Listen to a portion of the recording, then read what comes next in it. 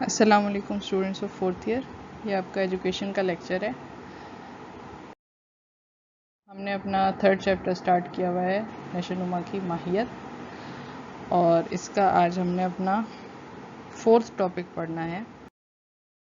جو ہے نشو نما کی تعلیمی اہمیت. ٹھیک ہے, پریویس ٹاپک جو ہم نے پڑھا تھا وہ نشو نما کے اصول پڑھے تھے, اور اس سے پہلے آپ نے نشو نما اور بالیدگی کے تعریفیں اور ان کا ڈفرینس پڑھا تھا. آج جو ہم پڑھیں گے وہ نشو نما کی تعلیمی اہمیت یعنی ڈیولپمنٹل سائیکالوجی کی جو ہے وہ ایجوکیشنل امپورٹنس کیا ہے. ٹھیک ہے, اس کا ہم ریڈنگ کر لیتے ہیں. نشو نما کے مدارج و عوامل کا مطالعہ بچے کی تعلیم و تربیت اور ان کی رہنمائی کے فرائض بطور احسن سر انجام دینے کے لیے اشد ضروری ہے. نشو نما کے گہرے مطالعے ہی کی بنا پر ہم بچے کے اچھے کردار کے اسباب کو سمجھتے ہیں. مختلف عمر کے بچوں کی فطری تقاضوں, ان کی جسمانی ضروریات, ذہنی اصطلاحوں اور ان کے معاشی اور معاشرتی ماحول وغیرہ کو نگاہ میں رکھ کر ہی ہم ان کی صحیح تعلیم و تربیت کر سکتے ہیں. نشو نما کے تعلیمی اہمیت کا اندازہ مندرجہ ذیل عنوانات کے مطالعے سے کیا جا سکتا ہے کہ نشو نما کی تعلیمی اہمیت کیا ہے اور کیوں ضروری ہے. ٹھیک ہے, اب ہم نے جو اتنا ان ڈیٹیل ڈیولپمنٹل سائیکالوجی پڑھی ہے, اس کے اصول پڑھے ہیں سارے, تو اس کو جو ہم نے کوریلیٹ کرنا ہے وہ اس کی ایجوکیشنل امپورٹنس کیا ہے, جس کی وجہ سے ہمیں ایک بچے کی نشو نما کے مدارج اور اس کی جو اس میں رونما ہونے والے مختلف تغیرات ہیں, تبدیلیاں ہیں, چاہے وہ فزیکل ہیں یا مینٹل, اس میں جو ہے وہ تعلیمی کیا اہمیت رکھتی ہیں اور کس طرح سے بچے کی تعلیم و تربیت پر اثر انداز ہوتی ہیں. اس میں نمبر 1 پوائنٹ آئے گا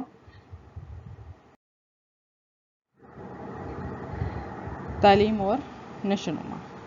ٹھیک ہے, تعلیمی میدان میں نشو نما کا مطالعہ ایک خاص اہمیت کا حامل ہے, کیونکہ اس کے بغیر تعلیمی عمل احسن طریقے سے سر انجام نہیں دیا جا سکتا.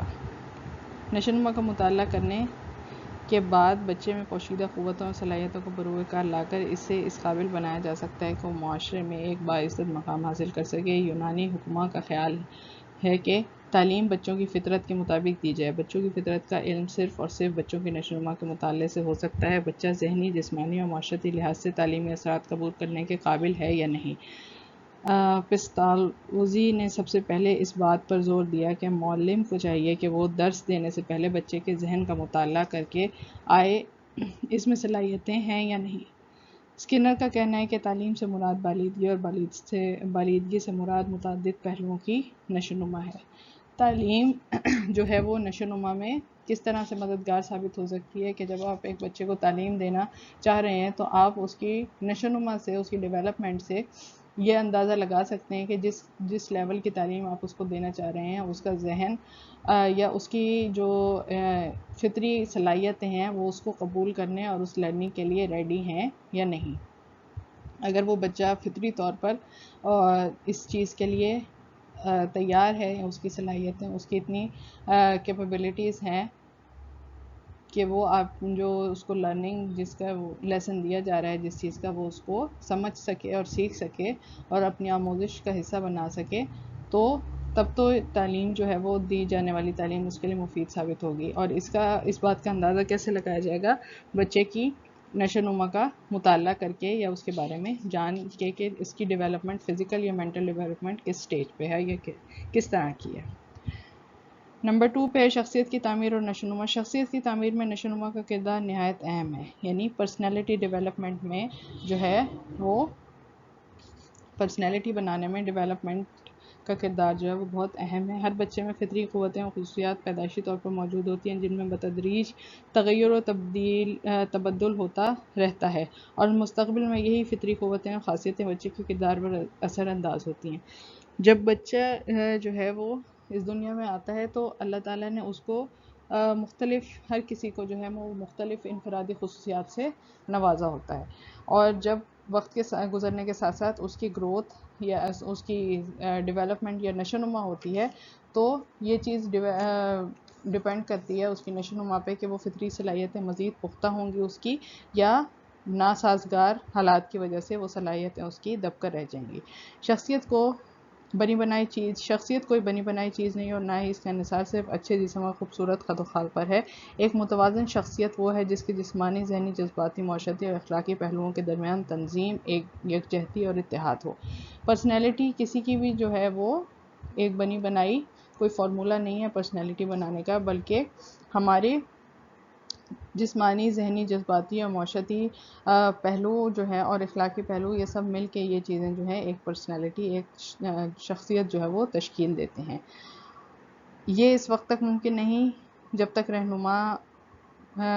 بچوں کی نشو و نما کے مختلف مدارس سے آشنا نہ ہو۔ جب تک جو گائیڈ ہے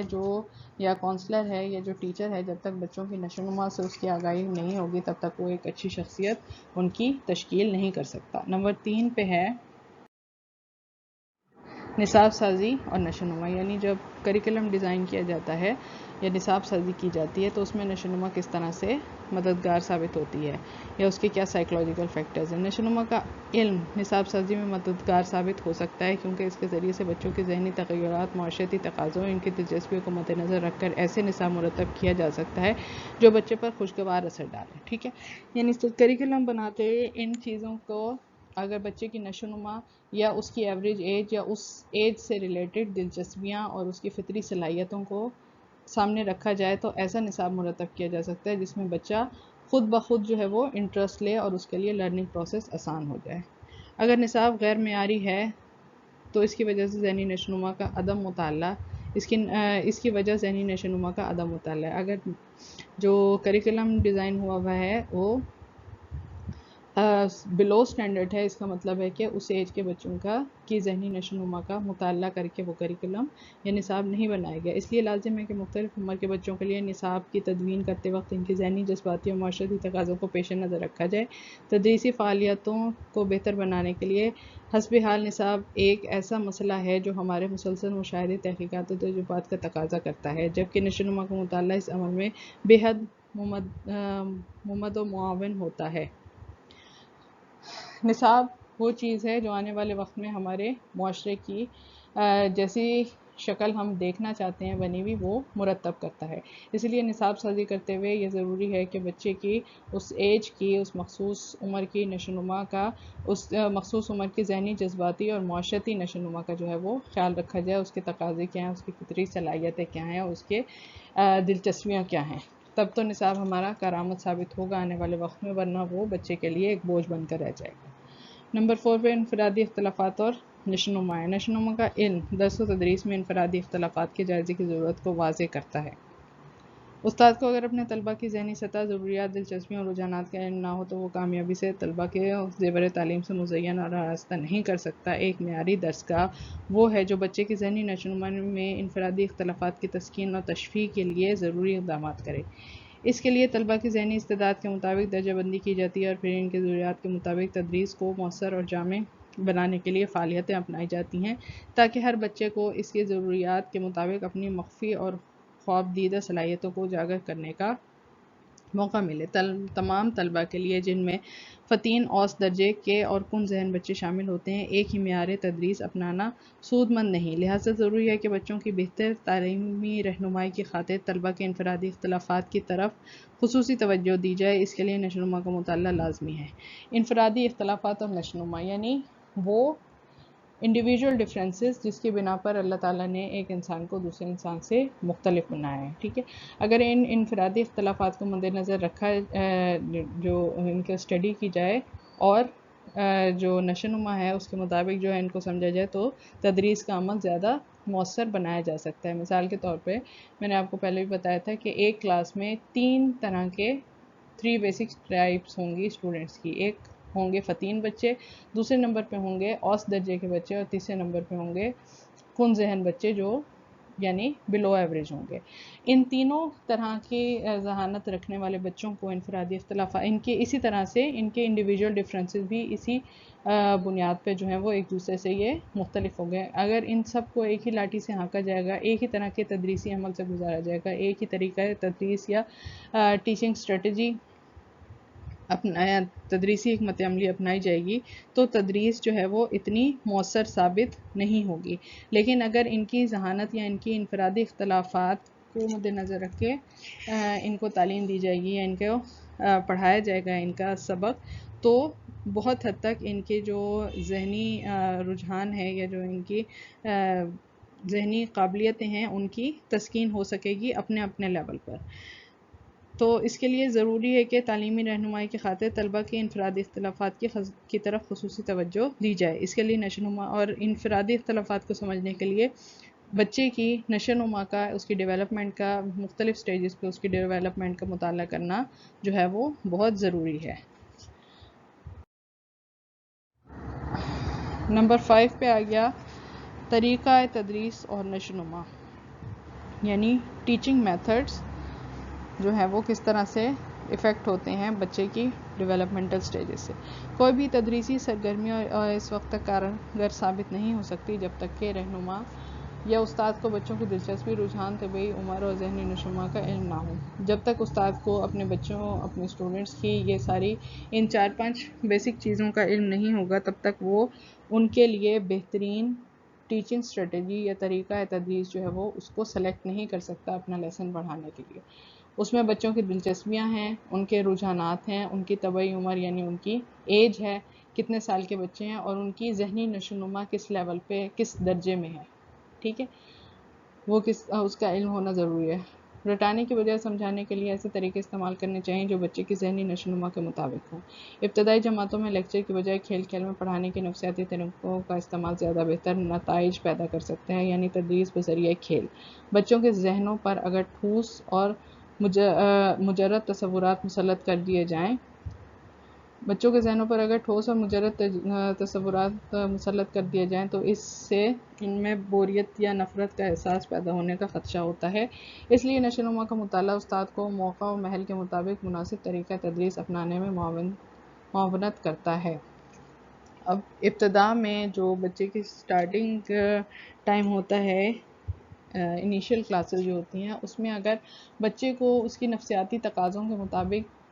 اس کی ایج کے مطابق کھیل کھیل میں اگر جو ہے وہ فن لرننگ کرائی جائے تو وہ چیزوں کو زیادہ جلدی سیکھتا اور ان کو اپنی لرننگ کا حصہ بنا لیتا ہے۔ لیکن اگر سٹارٹ میں ہی اس کو جو ہے اس کے اوپر وہ تمام انفارمیشن یا علم یا لیسن جو ہے وہ مسلط کر دیا جائے اور بہت ہی جو ہے وہ اس کو فورسفلی پڑھایا جائے تو وہ اس کی طبیعت جو ہے انتہائی بوریت اور تھکان کا شکار ہو جائے گی اور اس کی لرننگ جو ہے وہ نہ ہونے کے برابر ہوگی، اور اسی طرح سے جو ہے وہ بہت کم وقت میں یہ سب بھول بھی جائے گا، اور اس طرح سے یعنی لرننگ پروسیس جو ہے وہ اس کا دیر پا یا نہیں ہوگا اور آموزش کا عمل جو ہے وہ مکمل نہیں ہوگا۔ اس لیے نشو و نما کا مطالعہ استاد کو جو ہے موقع محل کے مطابق اپنا وے آف ٹیچنگ یا ٹیچنگ اسٹریٹجی، اپنی تعلیمی تدریسی حکمت عملی یا طریقہ تدریس کا انتخاب کرنے میں مدد دیتی ہے، اگر وہ بچوں کی نشو و نما کا مطالعہ اس نے کیا ہوا ہو کہ کس ایج کے بچے کو کس طریقے سے پڑھایا جائے گا تو اس کی لرننگ زیادہ افیکٹو ہوگی۔ نمبر 6 پہ جماعت بندی اور نشو و نما۔ مختلف کس ایج کے بچے کو کس کلاس میں، کون سی کلاس میں ہونا چاہیے، اور اس کی یعنی اس کی نشو و نما کے مطابق اس کو کس کلاس میں موجود ہونا چاہیے۔ ذہنی نشو و نما کے علم کے بغیر ہم مختلف عمر کے بچوں کے لیے ان کی ضروریات اور تقاضوں کے مطابق ذہنی آزمائشیں مرتب نہیں کر سکتے۔ جب تک ہم ان کی مینٹل ڈیولپمنٹ کا بچوں کا پتہ نہیں ہوگا تب تک ہم ایسی جو ہے وہ آزمائشیں نہیں بنا سکتے جو ہمیں ان کی ضروریات یا تقاضوں سے روشناس کرائیں۔ ذہنی آزمائشوں کی مدد سے ہمیں بچوں کو ذہنی استعداد اور نشو و نما کے مدارج کا علم ہوتا ہے، جس کی بنا پر ہم جماعت بندی کرتے ہیں تاکہ مختلف طلباء کو ان کی ضروریات کے مطابق تعلیمی سہولیات سے فیضیاب کرایا جا سکے۔ تمام طلباء کو ایک ہی لاٹھی سے ہانکنا قرین مصلحت نہیں، اس سے کوئی بچہ بھی استفادہ نہیں کر سکتا۔ اس لیے ضروری ہے کہ بچوں کی ذہانت کے پیش نظر ان کے لیے مختلف تعلیم کا بندوبست کیا جائے۔ خصوصی تعلیم سے مراد ایسے نظام تدریس ہے جو بچوں کی ذہنی، جذباتی، معاشرتی اور اخلاقی ضروریات کی تسکین کے علاوہ ان کے کردار میں مریضانہ احساسات کو دور کرنے کی بھی کوشش کرتا ہے۔ جماعت بندی یعنی بچوں کو بچوں کی ذہانت یا ان کی ذہن کی جو نشو و نما ہے اس کے مطابق ان کی کلاسیفیکیشن کس طرح سے کی جائے گی، کون سے بچوں کا ذہن جو ہے وہ ٹیکنیکل ایجوکیشن کی طرف ہے، ان کو ٹیکنیکل ایجوکیشن کی طرف جو ہے وہ مائل کیا جائے گا، اور کون سے بچوں کا ذہن جو ہے وہ عمومی تعلیم یا سمپل ایجوکیشن کی طرف ہے، ان کو سمپل ایجوکیشن حاصل کرنے کی جو ہے وہ تحریک دی جائے گی۔ یہ سب ہم صرف تبھی کر سکتے ہیں جب ہم بچوں کی ذہنی نشوونما اور اس کے مختلف مدارج سے جو ہے ان کو جانتے ہوں یا سمجھتے ہوں یا واقف ہوں۔ اور ان مدارس کو سمجھنا کیوں ضروری ہے، کیونکہ یہی مدارس یا یہی نشوونما کے مختلف ڈیولپمنٹل سٹیجز جو ہیں وہ فزیکل ڈیولپمنٹل سٹیجز ہوں یا مینٹل، بچوں کی جو ذہانت ہے یا ان کی دلچسپیاں ہیں یا ان کی جو ان کی انفرادی خصوصیات ہیں اس کو جو